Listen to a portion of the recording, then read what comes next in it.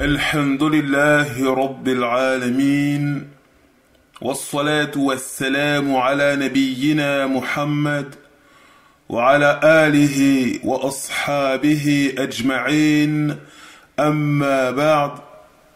Mes très chers frères, mes très chères sœurs, Allah subhanahu wa ta'ala, Allah, qu'il soit glorifié et exalté, lui qui n'a pas le moindre défaut, ni la moindre faiblesse ou imperfection, nous dit dans le noble Coran, dans la sourate Taha, verset 123, il nous dit فَمَنِ اتَّبَعَ هُدَايَ فَلَا يَضِلُّ وَلَا يَشْقَى.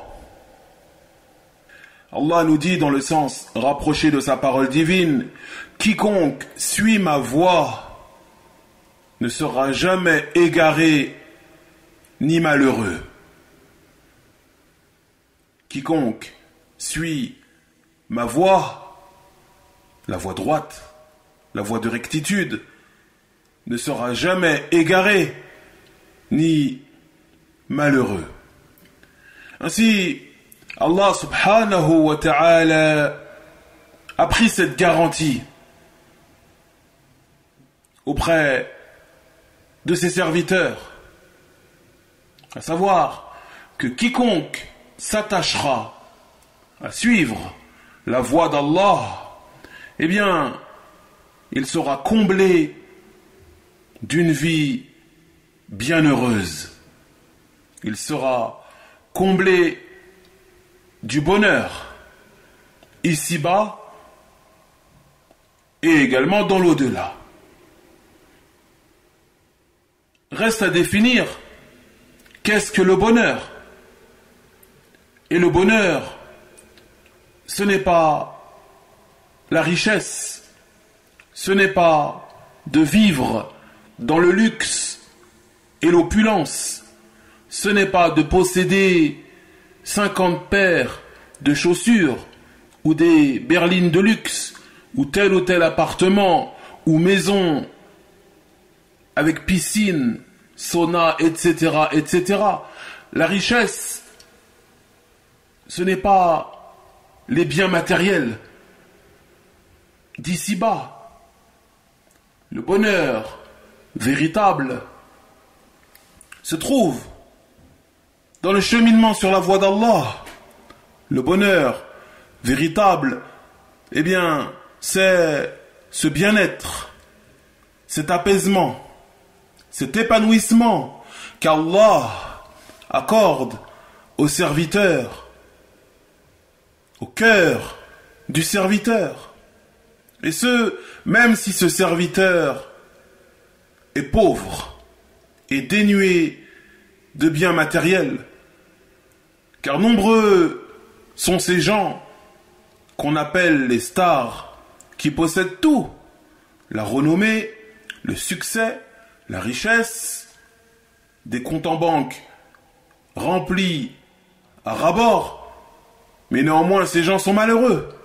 Certains même se donnent la mort, wal'iyadhu billah, et d'autres, pour noyer ce mal-être qu'ils ont, malgré leur richesse, malgré leur succès, malgré leur renommée, eh bien se noient dans la drogue, l'alcool, etc., etc.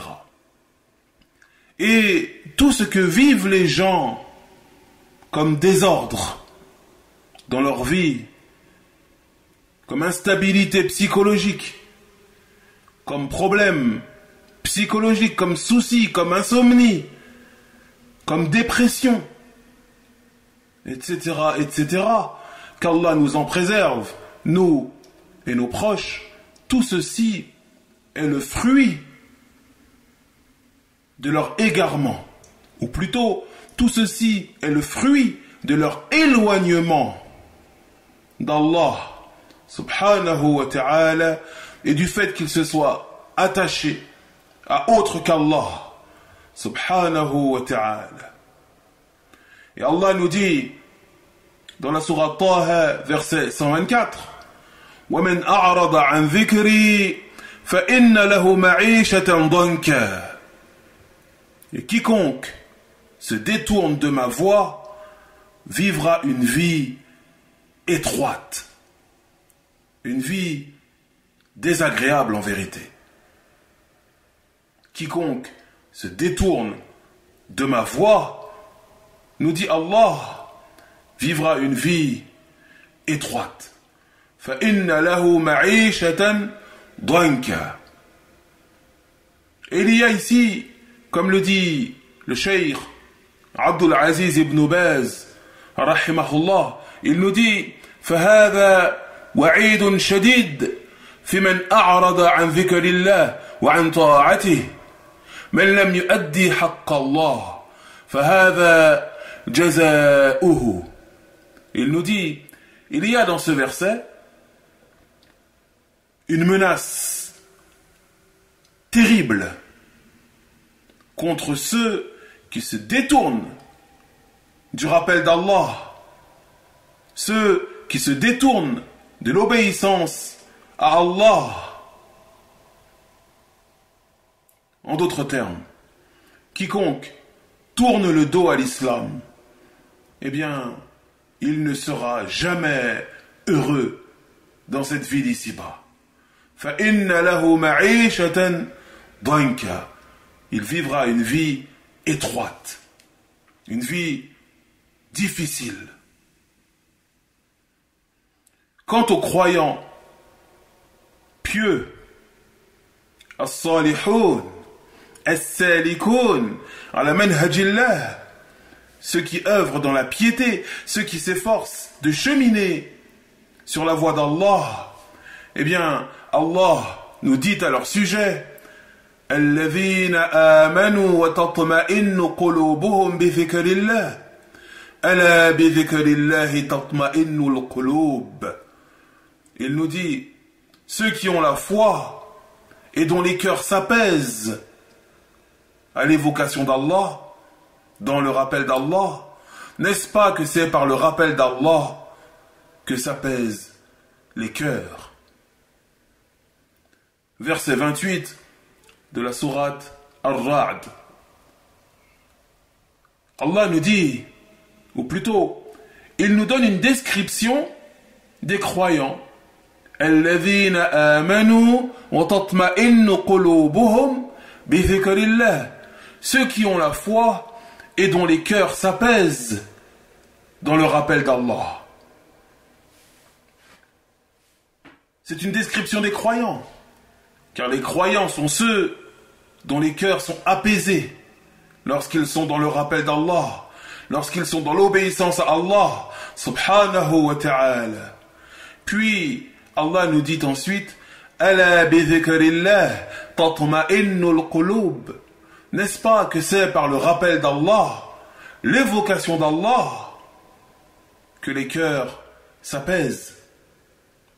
En d'autres termes, lorsque la personne est dans l'adoration, dans l'obéissance à Allah, dans le rappel d'Allah, dans la lecture du Coran, dans l'étude des paroles du prophète Muhammad, sallallahu alayhi wa sallam, dans le dhikr, dans le fait de répéter ces paroles avec humilité et crainte, subhanallah, walhamdulillah, wa la ilaha illallah, wallahu akbar, wa la hawla wa la quwwata illa billah.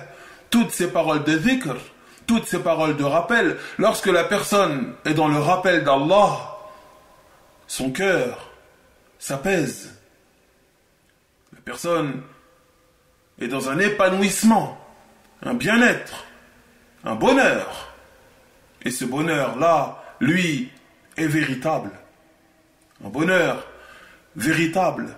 Et il y a donc une différence immense entre ces deux catégories de personnes.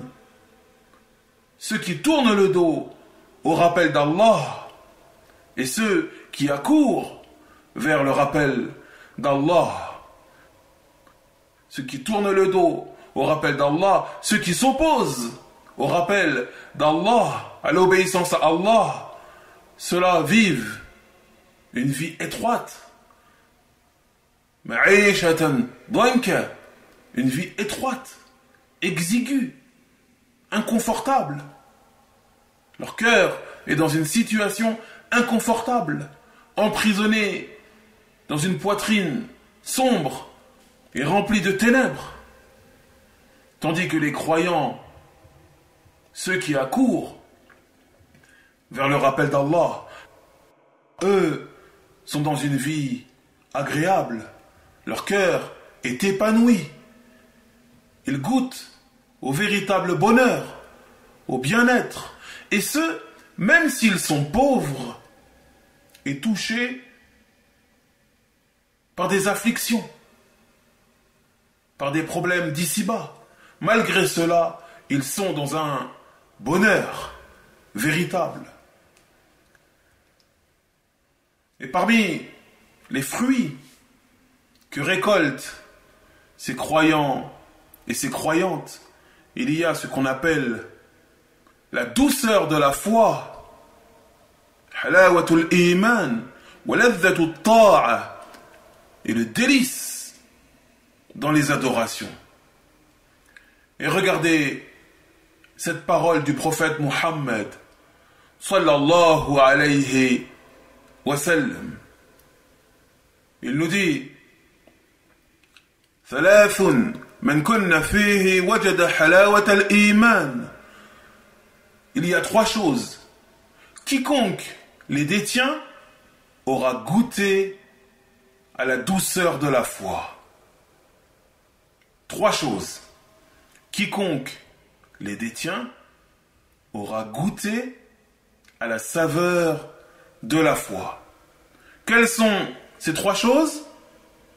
أن يكون الله ورسوله أحب إليه مما سواهما.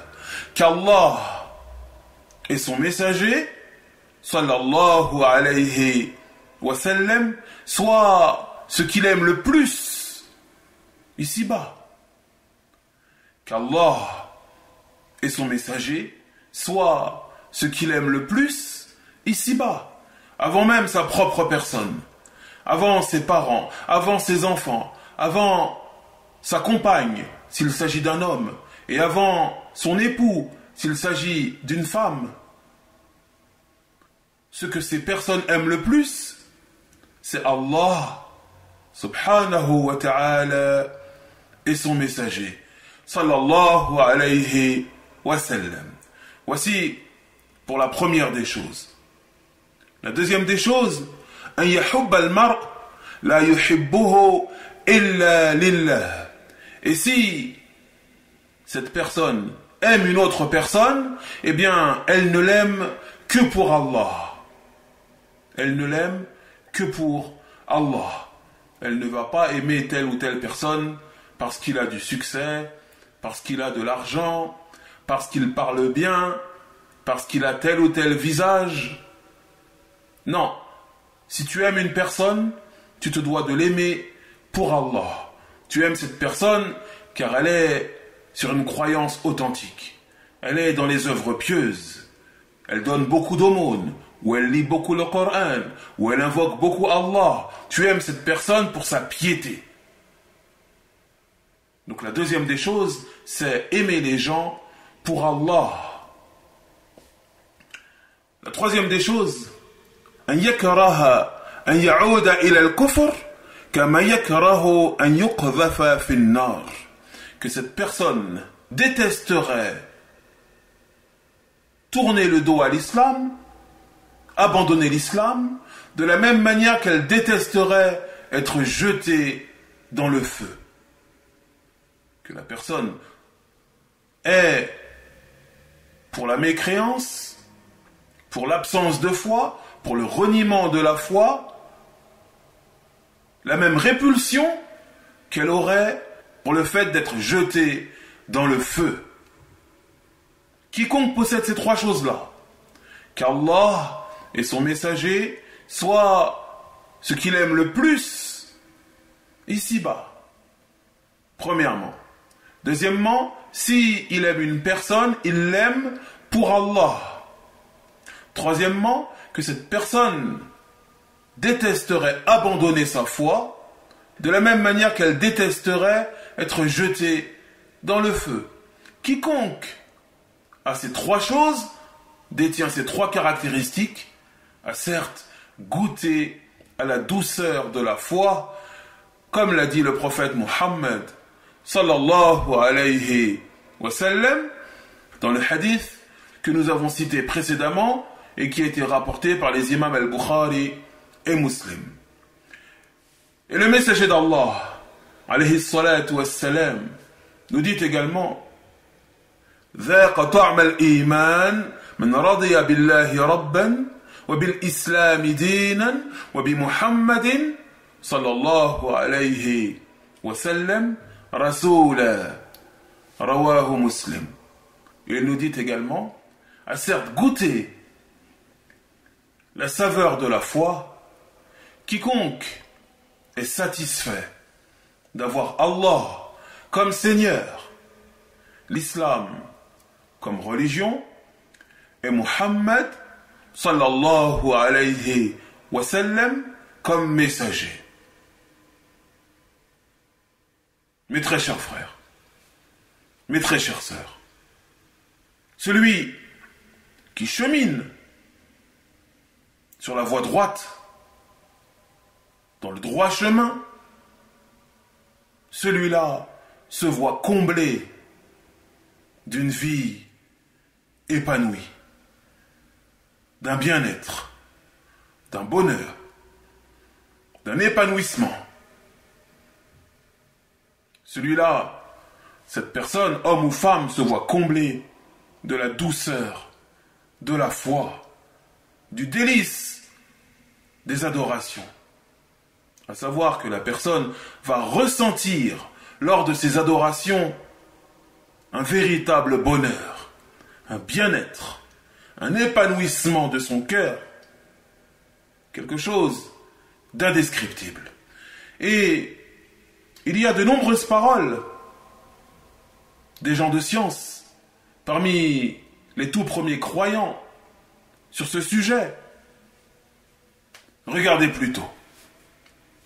Certains, parmi les pieux prédécesseurs, disaient « Innahu la yamurru bil qalb awqatun aqul in kana ahlul jannah fi mithli hadha innahum la fi 'ayshin tayyib » Certains parmi les pieux prédécesseurs disaient « Le cœur passe par des états d'extase à certains moments, au point où je me dis, si c'est ce que ressentent les gens du paradis, alors assurément, ils sont dans une vie agréable. » Et ici, ce qui est voulu ici, c'est l'état du cœur lors des adorations. Lorsque la personne se rapproche d'Allah, Allah comble son cœur d'un sentiment indescriptible, d'un sentiment de sérénité indescriptible, au point où les pieux prédécesseurs disaient « Si les gens du paradis sont dans une vie similaire à ce que ressent mon cœur actuellement, eh bien assurément leur vie est une vie agréable. » Et ceci met en lumière la saveur de la foi et le délice des adorations. Également, le grand savant Malik ibn Dinar, rahimahullah, un de nos pieux prédécesseurs, disait « Masakin ahl dunya kharaju minha wa ma dhaqu atyaba ma fiha qila lahu wa ma atyabu ma fiha قال معرفة الله عز وجل ومحبته » Il disait, les gens d'ici-bas qui sont dans une quête incessante des bienfaits d'ici-bas, du luxe, de l'opulence, de ce genre de choses, ceux qui recherchent à tout prix à goûter et à profiter de tous les bienfaits d'ici-bas, de tous les délices d'ici-bas, qu'ils soient licites ou illicites, ces gens qui consacrent tout leur temps et toute leur énergie et toute leur concentration à cela, En vérité, ce sont des misérables. En vérité, ce sont des misérables. Car la meilleure des choses ici-bas leur a échappé. Et lorsqu'il a prononcé cette parole, des gens lui ont demandé, mais quelle est donc cette chose? Quelle est la meilleure des choses d'ici-bas? Il a alors répondu, Ma'rifatullah azza wa jalla wa mahabbatuhu. Le fait de connaître Allah, le Tout-Puissant, et le fait de l'aimer. Le fait de connaître Allah, le Tout-Puissant, et de l'aimer. Et ceci, la connaissance d'Allah et l'amour d'Allah, bien entendu, ceci entre dans la douceur de la foi et le délice des adorations. Car celui qui connaît son Seigneur, sa grandeur, sa toute-puissance, sa perfection, celui qui connaît Allah par ses noms et ses attributs, eh bien, son cœur va s'apaiser. Et celui qui aime Allah véritablement, qui va mettre en pratique ce qu'Allah lui ordonne et s'écarter des choses qu'Allah lui a interdites, celui-là va goûter à la saveur de la foi et aux délices des adorations. Et regardez cette parole d'Ibn Taymiyyah, rahimahullah, qui a dit, comme le rapporte Ibn al-Qayyim, rahimahullah, il a dit « Inna fi dunya jannah, man lam yadkhulha lan yadkhula jannat al-akhirah » Il a dit, rahimahullah, il y a ici-bas un paradis. Il y a ici-bas un paradis terrestre. Et il a dit, et quiconque n'entre pas dans ce paradis, n'entrera pas dans le paradis de l'au-delà. Quiconque n'entre pas dans le paradis d'ici-bas, n'entrera pas dans le paradis de l'au-delà. Et ce qu'il vise ici, Ibn Taymiyyah, rahimahullah, ce paradis dont il nous parle, ce paradis terrestre, eh bien, c'est bien entendu la douceur de la foi et le délice des adorations. Quiconque se voit privé de la douceur de la foi, des délices des adorations ici-bas, se verra privé, wal'iyadhu billah, du paradis de l'au-delà. Tel est le sens de sa parole, rahimahullah. Et pour conclure et résumer tout ce que nous venons de citer, nous pouvons citer la parole d'Allah subhanahu wa ta'ala qui nous dit dans la sourate An-Nahl, verset 97, il nous dit من عمل صالحا من ذكر أو أنثى وهو مؤمن فلنحيينه حياة طيبة. Allah nous dit, quiconque œuvre dans le bien, dans la piété, qu'il soit homme ou femme, tout croyant, homme ou femme, qui œuvre dans le bien, dans la piété, eh bien, nous lui ferons vivre, nous dit Allah, une vie agréable, une vie de bonheur véritable. Et ce, même si cette personne est touchée par certains soucis, par certaines afflictions, eh bien, son cœur sera vivant, et son cœur sera plongé dans un bien-être, dans un épanouissement, dans une sérénité. C'est la garantie que nous donne Allah subhanahu wa ta'ala dans le noble Coran. Qu'Allah nous facilite tous le cheminement sur son droit chemin, qu'il nous pardonne nos péchés, à nous et nos proches, qu'il raffermisse nos pas et nous accorde ses bienfaits apparents et cachés. هذا وصل اللهم على نبينا محمد وعلى آله وأصحابه أجمعين والحمد لله رب العالمين.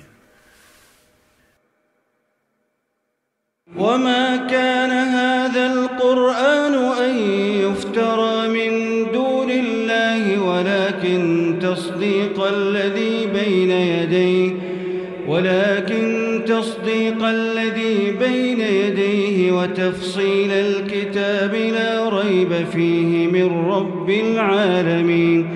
أم يقولون افتراه قل فأتوا بسورة مثله وادعوا من استطعتم من دون الله إن كنتم صادقين بل كذبوا بما لم يحيطوا بعلمه ولما يأتهم تأويله كذلك كذب الذين من قبلهم فانظر كيف كان عاقبة الظالمين. ومنهم من يؤمن به ومنهم من لا يؤمن به وربك أعلم بالمفسدين.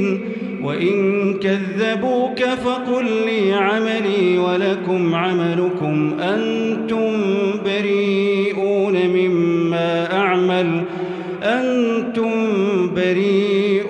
مما أعمل وأنا بريء مما تعملون. ومنهم من يستمعون إليك أفأنت تسمع الصم ولو كانوا لا يعقلون. ومنهم من ينظر إليك أفأنت تهدي العمي ولو كانوا لا يبصرون. إن الله لا يظلم الناس شيئا ولكن الناس أنفسهم يظلمون. ويوم يحشرهم كأن لم يلبثوا إلا ساعة من النهار يتعارفون بينهم قد خسر الذين كذبوا بلقاء الله وما كانوا مهتدين. وإما نرينك بعض الذي نعدهم أو نتوفينك فإلينا مرجعهم ثم الله شهيد على ما يفعلون.